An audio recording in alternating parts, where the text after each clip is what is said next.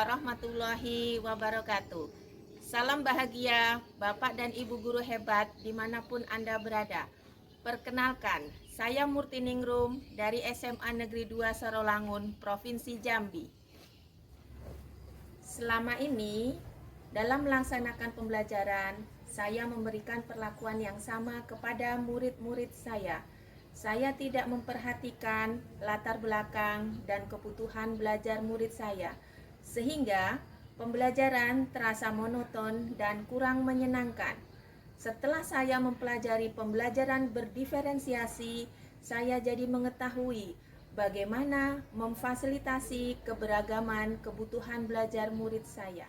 Pembelajaran berdiferensiasi adalah upaya guru dalam menyesuaikan proses pembelajaran di kelas untuk memenuhi kebutuhan belajar individu murid. Di dalam kelas yang mengimplementasikan pembelajaran berdiferensiasi, seorang guru secara konsisten melakukan upaya untuk memenuhi kebutuhan belajar individu murid.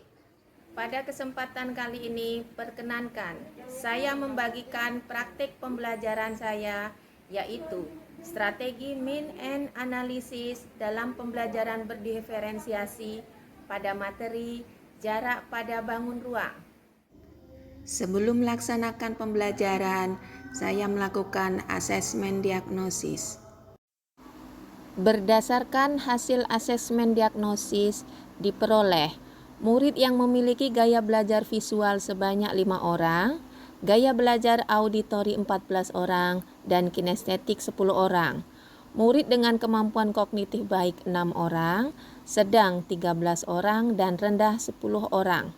Selanjutnya, guru membagi kelompok dengan mempertimbangkan hasil asesmen diagnosis gaya belajar terbentuk 6 kelompok, yaitu 1 kelompok visual, 3 kelompok auditori, dan 2 kelompok kinestetik. Pembagian kelompok juga dilakukan dengan mempertimbangkan kemampuan kognitif murid dengan prinsip pemerataan agar murid yang mampu dapat membimbing temannya yang kesulitan. Waalaikumsalam warahmatullahi wabarakatuh. Silakan ketua kelas dipimpin peserta.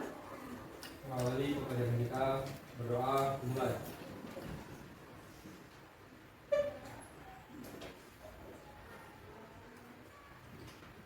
Berdoa selesai. Beri salam.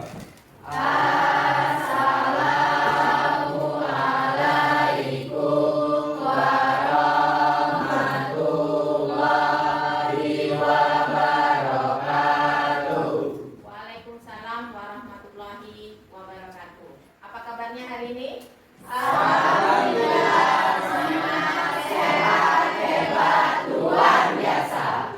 Alhamdulillah, nampaknya sehat semua. Tapi ada yang tidak masuk ini sepertinya. Ada yang tidak masuk ini? Masuk semua. Hebat, luar biasa. Baik. Nah, tujuan pembelajaran kita pada hari ini yaitu peserta didik dapat menentukan jarak antar titik dan jarak titik ke garis dalam ruang.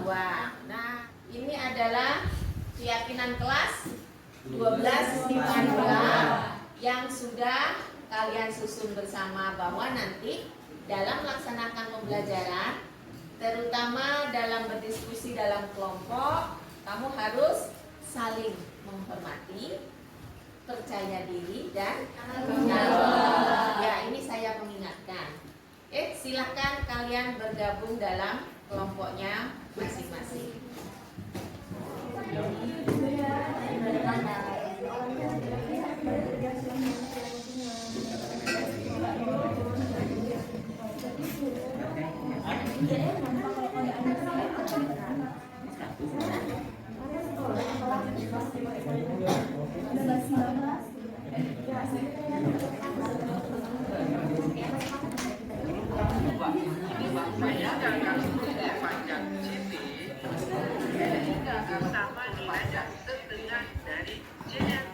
Gambarnya.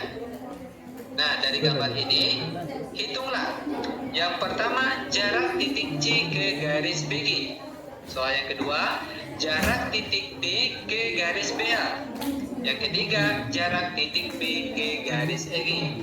Nah, sekarang langsung saja kita bahas untuk soal yang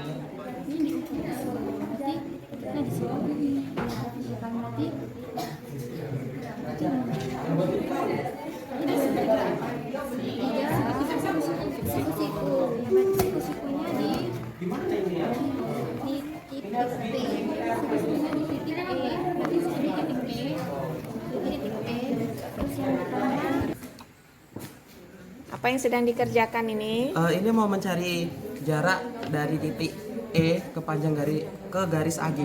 Oh iya, terus bagaimana caranya? Oh ya, Buat buat ini garisnya dulu, nanti tarik sebuah garis yang tegak lurus terhadap garis AG. misalkan garis itu adalah yang pena itu ya. Ya, Oke, kemudian segitiga bantuannya adalah segitiga AGE.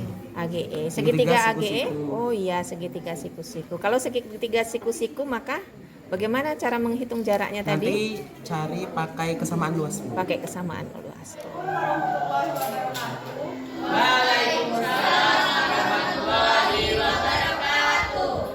Sini kami akan menjelaskan jarak titik B ke garis AG yang dijelaskan oleh Raja.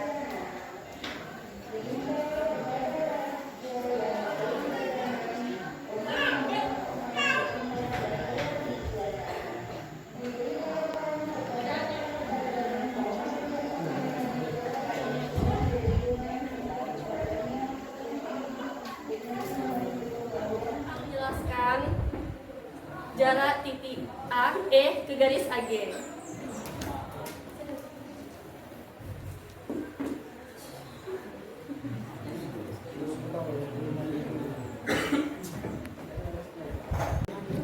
Di sini untuk mencari panjang E, itu panjang EB, kita menggunakan segitiga bantuan yaitu AEG.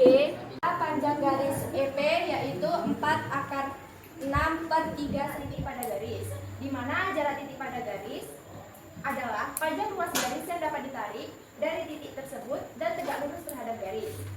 Kemudian dalam menentukan jarak titik pada garis itu, kita akan memiliki langkah-langkah dalam menentukannya, yaitu yang pertama, gambar jarak, yang kedua, pilih segitiga bantuan, yang ketiga, berdasarkan segitiga tersebut, apabila jika siku-siku gunakan kesamaan luas, dan jika segitiganya sama sisi atau sama kaki, gunakan sifat-sifat segitiga tersebut. Dan jika segitiga sembarang, menggunakan aturan cos. Di sini saya akan menyampaikan pesan untuk diri saya sendiri, yaitu lebih bertanggung jawab lagi tentang apa yang saya kerjakan, seperti mengerjakan soal.